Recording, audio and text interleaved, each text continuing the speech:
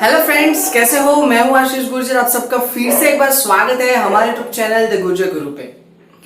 बहुत टाइम हो गया मिले हुए, बट क्योंकि कुछ पर्सनल रीजन की वजह से मैं आउट ऑफ स्टेट था, इस वजह से मैं वीडियो अपलोड नहीं कर पाया। और तब तक आपका जो स्टडी जो रुका है उसके लिए I am so sorry. But हम सब कुछ कवर करने वाले हैं। अब यहाँ पे आ गए तो अब आगे बढ़ेंगे यहाँ से। तो लास्ट वीडियो जो था हमारा स्टेटिस्टिक का था, उस वीडियो तक हमने 2.1 तक कवर किया था। 2.1 तक मतलब 2.1 तो आपको खुद को करना था, उसके इलस्ट्रेशन हमने देख लिए थे। नाउ उसके आगे अगर बात करें तो 2.1 के बाद जो हमें सीखना है ना, वो सबसे इंपॉर्टेंट चीज है। इस चैप्टर में सबसे इंपॉर्टेंट प्रैक्टिकल जो सम्स है वो अब स्टार्ट होने वाले। तो ये वीडियो बिल्कुल भी मिस मत कीजिएगा। और ये प्रैक्टिकल सम ऐसे है कि पूरे के पूरे देखने पड़ेंगे, फॉर्मूला के बेसिस पे नहीं, फॉर्मूलेटिक नहीं है ये सारे। इसको आपको लॉजिकली सॉल्व करना है, थोड़ा सोच के और उसको सॉल्व करना पड़ेगा। इसीलिए थोड़ा ध्यान दीजिएगा और पूरा का पूरा वीडियो लास्ट तक देखिएगा। और क्योंकि अब आ गए तो आपके बहुत सारे डाउट्स इकट्ठे हो गए होंगे, वो सारे डाउट्स मुझे प्लीज इस वीडियो के ही कमेंट में लिख दीजिएगा कि ये डाउट्स है। इस वीडियो के डाउट ना भी हो तो भी आगे के वीडियो के डाउट हो, क्योंकि बहुत सारी लंबी लिस्ट होगी है मेरे पास, तो वो ढूंढना थोड़ा मुश्किल हो जाएगा।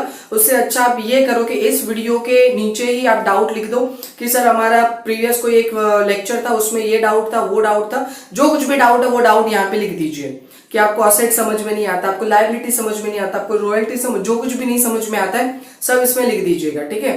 तो हम उसका एक वीडियो बना देंगे। ना बहुत टाइम हो गया इसलिए वो थोड़ा लिस्ट लंबा हो गया है। नाउ तो आज हम डिस्कस करने वाले हैं किसके बारे में? तो क्लासिफिकेशन के बारे में। चैप्टर का जो नाम है ना उसके बारे में। सर तो अब तक क्लासिफिकेशन ही तो किए जा रहे थे, बट वो थोड़ा अलग क्लासिफिकेशन था, अब थोड़ा अलग लेवल का क्लासिफिकेशन आने वाला है। नाउ अब जो क्लासिफिकेशन के प्रैक्टिकल सम है 2.2 के, वो हम बुक में करने वाले हैं। बोर्ड में तो हम करेंगे पर आज नहीं करेंगे, इस वीडियो में नहीं करेंगे। नेक्स्ट वीडियो जब आएगा उस वीडियो से हम बोर्ड में स्टार्ट करेंगे। नहीं करने का रीजन ये आप लाइट देख सकते हो, यहाँ पे उसका रिफ्लेक्शन हो रहा है, दैट इज वाई हम बोर्ड पे नहीं कर सकते अभी। वो थोड़ा सेटल कर दो, उसके बाद रिफ्लेक्शन खत्म होने के बाद हम बोर्ड पे कर सकते हैं। ठीक है गाइस, तो अब स्टार्ट करते हैं हम बुक में ही वो सारे practical sum. So let's begin guys. Okay guys, तो जैसे कि हमने पहले बात की, अभी हम स्टार्ट करें 2.2। उसमें हमारा फर्स्ट क्वेश्चन जो है वो है देयर वेर 1400 स्टूडेंट्स। तो इसका मतलब हमें एन पता चल गया कि एन हमारा 1400 है। Studying in a commerce college among them 855 were boys. क्या बोल दिया कि भाई जितने पढ़ रहे हैं उसमें से 855 बॉयज है। टोटल हमारे पास 1400 है, उसमें से 855 बॉयज है। और अभी सेंटेंस खत्म नहीं हुआ है।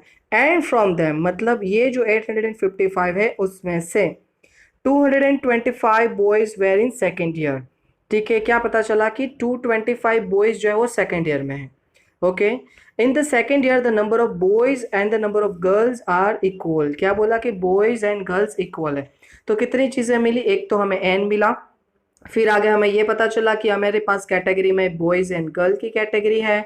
उसके बाद हमें फर्स्ट ईयर मिला है, सॉरी सेकेंड ईयर मिला है। और आगे देखो, आगे हमारे पास ऐसा है among the 550 student of first year. मतलब फर्स्ट ईयर के 550 स्टूडेंट है, तो इसका मतलब सेकेंड ईयर था, फर्स्ट ईयर है। और उसमें आगे बोला था proportion of number of boys and girl is 3:2।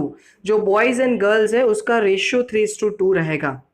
In third year, अब थर्ड ईयर भी आ गया, मतलब हमारे पास बॉयज एंड गर्ल कैटेगरी, उसके बाद second year category, second category हमारे पास कौन सी थी? तो वो कौन से साल में है? तो फर्स्ट ईयर, सेकेंड ईयर या थर्ड ईयर। उसके लिए बोला है number of boys is 3 time the number of girls. जो नंबर ऑफ बॉयज है वो 3 गुना ज्यादा है गर्ल्स से। तो यहाँ पे 3:2 रेशो दिया था, वैसे यहाँ पे अगर रेशो निकालना है तो 3:1 रेशो निकल सकता है। Represent the above information in a table, और टेबल में उसको रिप्रेजेंट करना है। ठीक है, क्वेश्चन ऐसे समझ में नहीं आएगा, अभी हम जैसे प्रैक्टिकल कर रहे हैं उसके साथ साथ समझते जाते हैं कि क्वेश्चन बोल क्या रहा है। सो देखते हैं सॉल्यूशन गाइस। ओके गाइस, जैसे कि हमने डिस्कस किया क्वेश्चन नंबर 1 में हमें क्या दिया था कि 1400 स्टूडेंट के बारे में डिस्कस किया गया है। तो देखो सबसे पहले यहाँ पे हमने n इक्वल्स टू 1400 लिख दिया है। Is it clear? उसके बाद आगे हमें ये कॉमर्स कॉलेज के रिलेटेड डिटेल थी। उसके बाद हमें इन्फॉर्मेशन थी कि भी हमारे पास बॉयज़ एंड गर्ल्स है, तो मैंने यहाँ पे बॉयज़ एंड गर्ल्स। देखो ये इन्फॉर्मेशन अलग करना बहुत ही इंपॉर्टेंट है, क्योंकि ये इन्फॉर्मेशन अलग करेंगे तभी जाके हमें पता चलेगा कि हमें टेबल में कौन सी चीज़ को लेना है। क्लियर। उसके बाद हमारे पास इंफॉर्मेशन थी first year, second year and third year के रिलेटेड, तो मैंने FY SY एंड TY ये 3 चीज़ें लिख दी।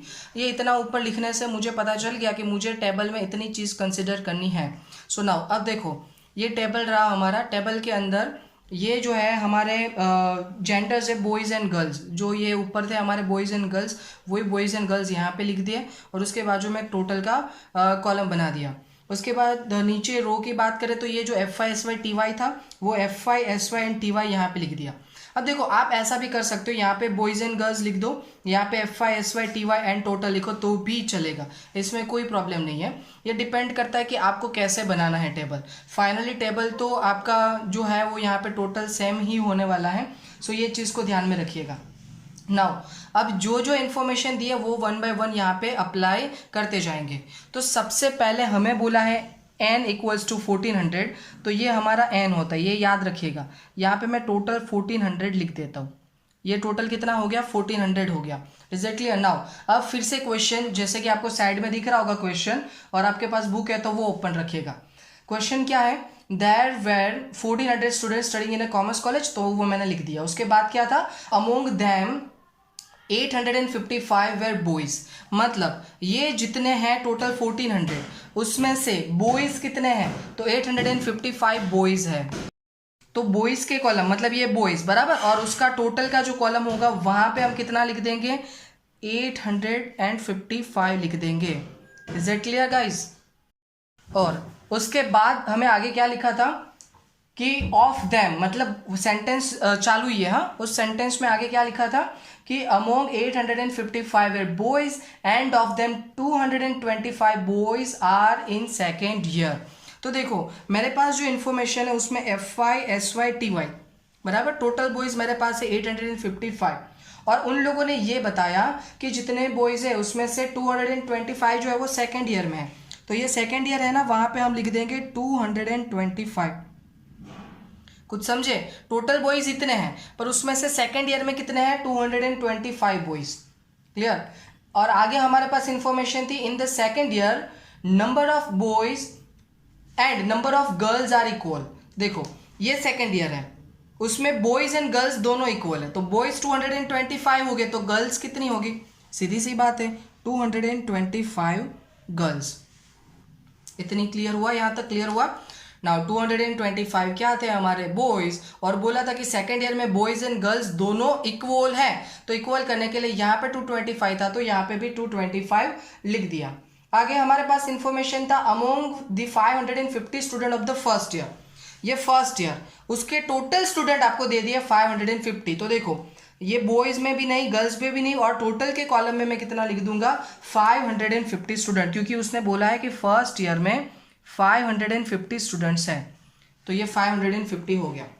और आगे ऐसा बोला गया है the proportion of number of boys and girls is 3:2।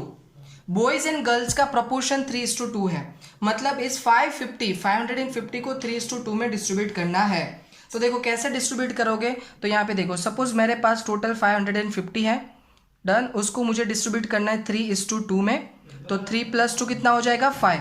तो पहले क्या करेंगे? 550 × 3 डिवाइड बाई 5 करेंगे, तो ये कितना मिल जाएगा हमें? 330 मिल जाएगा। क्लियर? उसके बाद 550 × 2/5 करेंगे तो ये कितना मिल जाएगा? 220 मिल जाएगा। ये आप कैसे में कर सकते हो, अच्छे से कर लेना। तो ये मुझे मिल गया 330 एंड 220। चलो इज दैट क्लियर यहाँ तक? और टोटल 550 हो गया, इन दोनों का टोटल कर सकते हो आप लोग। नेक्स्ट आगे हमें बोला है इन द थर्ड ईयर, अब ये थर्ड ईयर की बात हो रही है, number of boy is 3 time of number of girls. जो बॉयज है वो गर्ल्स से 3 टाइम्स ज्यादा है, इसका मतलब ये रेशियो 3:1 का हो जाएगा। क्लियर? और नीचे आगे बोला है represent the above information in a table. बस इतनी इन्फॉर्मेशन हमें दी थी, बाकी की इन्फॉर्मेशन हमें डिराइव करनी है, फाइंड करनी है। तो चलो कैसे फाइंड कर सकते हैं, तो बाकी जो भी वैल्यूज है वो 1 बाय 1 ढूंढते जाते हैं। नाउ सबसे पहले देखो ये 225 और ये 225, उन दोनों को प्लस करेंगे तो मुझे सेकेंड ईयर के टोटल स्टूडेंट मिल जाएंगे। यस मिल जाएंगे। कितने मिलेंगे? 450 स्टूडेंट्स मिलेंगे मुझे टोटल। कुछ समझ रहे हो? तो ये वैल्यू मैंने फाइंड की है, तो ये वैल्यू 450 हमने फाइंड कर दिया। नेक्स्ट, अब देखो टोटल मेरे पास कितने हैं? 1400। टोटल स्टूडेंट मेरे पास कितने हैं? 1400। उसमें से 550 जो है वो कौन से ईयर में है? फर्स्ट ईयर में। 450 जो है वो कौन से ईयर में है? सेकेंड ईयर में है। सो इन दोनों को टोटल कर दो और फिर 1400 में से माइनस कर दो। इन दोनों को टोटल करेंगे तो कितना होगा? 1000। 1400 में से 1000 माइनस करोगे तो टीवाई में कितना मिल जाएगा आपको? 400 मिलेगा। तो ये टीवाई में आपको मिला 400। तो ये भी हमने फाइंड किया है। अभी राउंड कर देता हूं, आपको समझ में आए कि ये इंफॉर्मेशन अंदर तो नहीं थी बट ये इंफॉर्मेशन हमने फाइंड की है। नाउ अब टीवाई वाला याद है आपको? बोला था 3 टाइम्स बॉयज जो है वो 3 टाइम्स गर्ल्स है, मतलब अगर गर्ल्स 1 है तो लड़के कितने हो गए? 3। तो ये रेशियो कितना हो गया? 400 जो है वो कौन से रेशियो में आप डिस्ट्रीब्यूट करोगे? 3:1 में डिस्ट्रीब्यूट करोगे। तो बहुत सिंपल है, 400 इंटू 3 डिवाइड बाई 4 कर दो तो 300 आएगा। और अगर बॉयज जो है हमारे 300 हो जाएगा तो गर्ल्स कितनी हो जाएगी हमारी? 100। ये 300 और ये 100। बोलो क्लियर हुआ? तो ये चीज भी हमने ढूंढी है। वैसे इसका तो लिंक था हमारे पास। नाउ अब बाकी ये कॉलम है, तो अब गर्ल्स जितनी भी है उन सब गर्ल्स का टोटल कर दो। 220 प्लस 225 करोगे तो 445 प्लस 100 कर दो तो कितना हो जाएगा? 545 हो जाएगा। अब क्या करना है आपको? 855 प्लस 545 करना है तो 1400 आ जाएगा। इस साइड का टोटल भी 1400, इस साइड का टोटल भी 1400 आ जाएगा। वैसे करके आप टैली कर सकते हो, ऐसे टोटल करो सबका सेम होगा और कॉलम वाइज टोटल कर लो वो भी सेम होगा। आई होप कि ये क्लियर हो गया है। समझ में आया गाइस? ओके, अब देखते हैं next second question. Okay guys, तो देखते हैं सेकंड नंबर का क्वेश्चन। उसमें आपको बोला गया है 1600 एम्प्लॉइज, तो इसका मतलब हमारा एन कितना हुआ? 1600 are working in an office. आगे देखते हैं कितनी इंफॉर्मेशन मिलती है। Among these employees the number of man, चलो मैन मिला तो आगे वीमेन भी हो सकते हैं। Exceed the number of women, yes है। कितना? 15% of total number of employees. जब भी इंक्रीज मतलब ज्यादा या तो फिर कम की बात होती है तो जितना ज्यादा और कम है उसको पहले हटा दो और फिर जितना बचा है उसको इक्वली बांट लो और जिसमें ज्यादा है उसमें ये नंबर प्लस कर दो। ये चीज दिमाग में बिठा देना। The number of unmarried employees are 800 less than the number of married employees. क्या बोल रहे हैं लोग कि जो अनमैरिड एम्प्लॉयज है वो 800 कम है मैरिड एम्प्लॉयज से। ठीक है, तो इसको पहले हटा दो 800, फिर जो बचेगा उसको इक्वली डिस्ट्रीब्यूट कर दो। और आगे बोला है the number of unmarried women is 195, represent above data in suitable table. कुछ समझ में आया? बस ऊपर वाला जैसा ही हमारे पास कैटेगरी कौन सी आई, तो एक कैटेगरी है मैन एंड वीमेन और उसके बाद सेकंड कैटेगरी हमारे पास married and unmarried. Okay guys, जैसे कि सेकंड क्वेश्चन में हमें बताया गया था कि हमारे पास टोटल कितने हैं एम्प्लॉयज? 1600। तो देखो मैंने n इक्वल्स टू 1600 लिख दिया। क्लियर हुआ? आगे उसके बाद हमारे क्वेश्चन के इंफॉर्मेशन के हिसाब से मुझे ये चीज मिली कि हमारे पास मैन एंड वुमेन ऐसे करके कैटेगरी है और दूसरी कैटेगरी है मैरिड एंड अनमैरिड। तो ये इन्फॉर्मेशन मैंने अलग निकाली है, उस हिसाब से मुझे टेबल बनाना है। तो टेबल में देखो ये जेंडर जो है उसमें मैंने मैन वुमेन लिख दिया और टोटल हो गया। यहाँ पे मैरिटल जो स्टेटस होता है उसमें मैरिड अनमैरिड और फिर टोटल। ये मैरिड अनमैरिड को यहाँ पे भी लिख सकते हो और वुमेन मैन वीमेन को यहाँ पे भी लिख सकते हो। ये डिपेंड करता है आपको कैसे लिखना है, कोई फर्क नहीं पड़ेगा। आपका फाइनल आंसर, आपका टेबल तो सेम ही सिचुएशन दिखाएगा। नाउ अब देखो आगे पूरा क्वेश्चन देखा जाए तो आप बुक में देखते रहिएगा और साइड में भी दिखा रहा हूं मैं, वहां पे भी देखते रहिएगा। ऐसा है अमोंग दीज एम्प्लॉयज, ये टोटल 1600 है तो मैं पहले टोटल n इक्वल्स टू 1600 लिख देता हूं यहाँ पे। n equals to 1600। क्लियर? ये जो टोटल 1600 है उसके रिलेटेड क्या बताया उन लोगों ने, तो आगे information among these employees the number of man exceed the number of women bye 15% of total number of employees. चलो है ना क्वेश्चन ढासू। देखो पहले तो मेरे पास कितने हैं, टोटल 1600 है। अब वो लोग क्या बता रहे हैं कि जो मैन है ना वो विमेन से 15% ज़्यादा है। तो पहले तो है ना मैं इसका 15% कर लेता हूँ। पहले तो हमें क्या करना पड़ेगा, 1600 का 15% करना पड़ेगा। तो आप 15% कर लो, कितना आएगा चलो बताओ फटाफट। तो वो होगा 240। कुछ समझे? तो वो कितना होगा 240 होगा। नाउ अब क्या करना है, जितना ज़्यादा या कम है ना उसको पहले माइनस कर दो। तो ये 1600 में से 240 को माइनस कर दो। क्लियर? तो आएगा 1360। इतना ज़्यादा है, जो मैन है वो इतने ज़्यादा है 240, तो बाकी का जो है ना वो इक्वल होगा। मतलब 1360 जो है ना वो इक्वल होगा मैन एंड वीमेन में। तो 1360 को इक्वली डिस्ट्रीब्यूट कर दो, मतलब डिवाइड बाय 2 कर दो। कुछ समझ रहे हो क्या बोल रहा हूँ? डिवाइड बाय 2 कर दो तो वो आएगा 680 680। दोनों में ही 680 680 लिख देना है। क्लियर? अब कौन ज्यादा था? मैन ज्यादा थे। कितने ज्यादा थे? 240। तो 240 यहां पे प्लस कर दो। अब इन दोनों को प्लस करने के बाद आपको मिलेगा 920। क्लियर? ये मिला आपको 920 और ये मिले आपको 680। Is it clear? नाउ इतना होने के बाद अब यही चीज़ हमें यहाँ पे लिख देनी है कि हमें पता चल गया कि भाई कौन कितना है। तो अब यही चीज़ हम लिख देंगे मैन एंड वीमेन में। टोटल जो है उसमें मुझे मैन पता चल गया 920 और वीमेन मुझे पता चल गया 680। इसका टोटल करोगे ना तो 1600 ही होगा। तो चलो ये चीज़ हम लिख देते हैं पहले। तो यहाँ पे लिख देते हैं 920 और यहाँ पे लिख देते हैं 680। आई थिंक ये क्लियर हो गया। नाउ आगे क्वेश्चन के अंदर हमें ये दिया था number of unmarried employee are 800 less than number of married employees. तो देखो मैरिड अनमैरिड की अगर बात करें, टोटल तो मेरे पास 1600 है। क्लियर? तो अब मैं पहले क्या करूंगा, तो जैसे मैंने यहाँ पे 240 पहले माइनस कर दिया, वैसे अभी पहले क्या कर देंगे 800 माइनस कर देंगे। क्लियर? अगर 800 माइनस कर देंगे, देखो यहाँ पे नीचे कैलकुलेशन दिखा देता हूँ। टोटल हमारे पास है 1600, उसमें से 800 कम है तो पहले वो माइनस कर देते, ज़्यादा कम जो भी है वो। तो 800 बचा, उसको इक्वली डिस्ट्रीब्यूट कर दो तो 400 आएगा। तो मैन वीमेन दोनों आ गए, सॉरी मैरिड अनमैरिड दोनों आ गए। और हमें आगे ऐसा बोला था अनमैरिड एम्प्लॉय जो है ना वो कम है।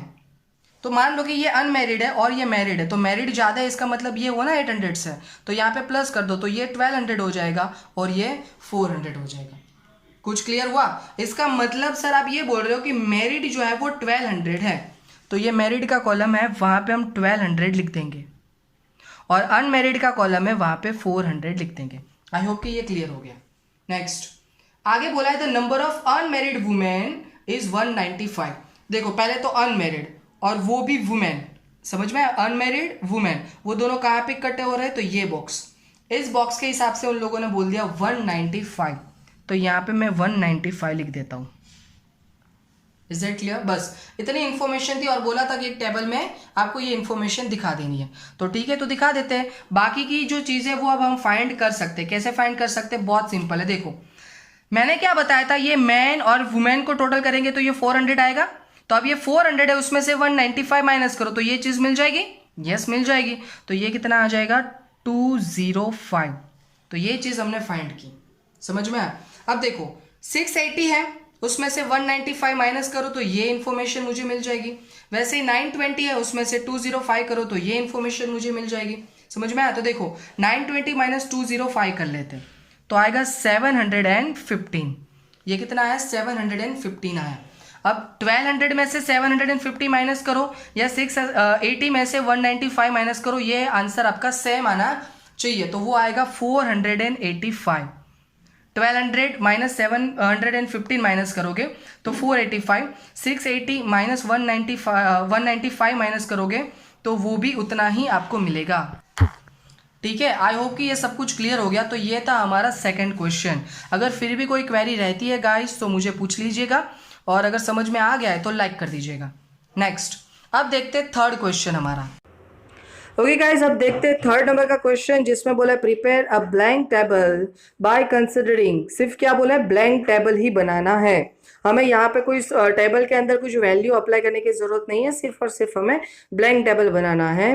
By considering the following characteristics of the candidate who appear for the different job at bank.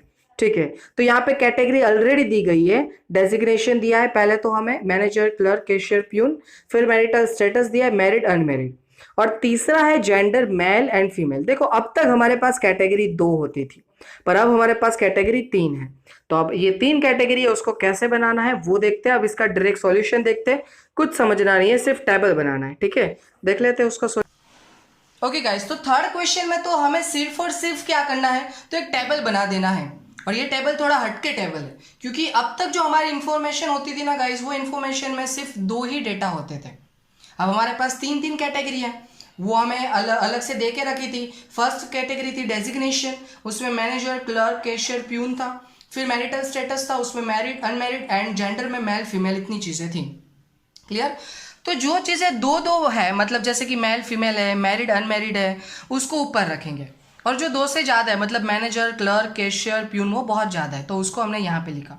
Sir यहाँ पे लिख सकते पर बहुत ज़्यादा हो जाएगा। जैसे कि यहाँ पे मैनेजर लिखा, तो उसमें मेल, फीमेल लिखोगे, फिर यहाँ पे कैशियर या क्लर्क लिखोगे तो बहुत लंबा हो जाएगा, इसलिए ये बहुत बेटर है। तो देखो मैंने पहले क्या लिख दिया, जेंडर, मेल, फीमेल लिख दिया, फिर टोटल कॉलम। क्लियर? अब मेल जो है ना, उसके अंदर भी मैरिड हो गए, अनमैरिड हो गए, समझ में आया, फिर उसका टोटल कर देंगे। फीमेल में भी मैरिड हो गए, अनमैरिड हो गए, फिर उसका टोटल कर देंगे। वैसे ही यहाँ पे टोटल में भी मैरिड, अनमैरिड और टोटल, वैसे करके आपको कॉलम बनाने पड़ेंगे। और यहाँ पे manager, clerk, cashier, peon as it is लिख दो। अब यहाँ पे ऊपर नीचे कर सकते हो। सपोज ऊपर में मुझे मैरिड लिखना है, तो यहाँ पे मेल, फीमेल, टोटल। यहाँ पे अनमैरिड लिखना है, तो मेल, फीमेल, टोटल। यहाँ पे टोटल, फिर मेल, फीमेल, टोटल, ऐसा हम कर सकते हैं। तो कुछ समझ में आया क्या हुआ यहाँ पे? ऊपर जो सम हमने किए, मतलब फर्स्ट एंड सेकंड क्वेश्चन में तो हमें सिर्फ 2 ही डिटेल्स थे, 2 ही कैटेगरी थी, तो बहुत अच्छा रहा। पर यहाँ पे अब मेरे पास 3 कैटेगरी है, तो 2 कैटेगरी किसी एक साइड लिखनी पड़ेगी, जो हम नॉर्मली ऊपर की साइड लिखेंगे। इसलिए हमारे पास इस हिसाब से हमें टेबल बनाना पड़ा। और इसके जो क्वेश्चन हो गए बहुत ही इंपॉर्टेंट है, बहुत ही मतलब हद से ज़्यादा, क्योंकि ये 5 मार्क्स में पूछेंगे आपको, तो इसमें कंफ्यूजन होने के चांसेस ज़्यादा है। तो ये सारे क्वेश्चन हम कवर करेंगे नेक्स्ट लेक्चर में, जो हमारे क्वेश्चन नंबर 4 एंड 5 है वो। और अगर टाइम रहा तो हम एक आध इलस्ट्रेशन भी ऐसा कर देंगे जो इंपॉर्टेंट होगा। आई होप कि सब कुछ समझ में आया है गाइस। अगर फिर भी कोई कंफ्यूजन है तो मुझे कमेंट में लिखिए। अगर वीडियो अच्छा लगे तो लाइक करके आपके जो फ्रेंड्स है उसको शेयर कीजिए, जिसको इसकी सबसे ज़्यादा ज़रूरत है, जो लोग अफोर्ड नहीं कर सकते। ठीक है guys, thank you so much.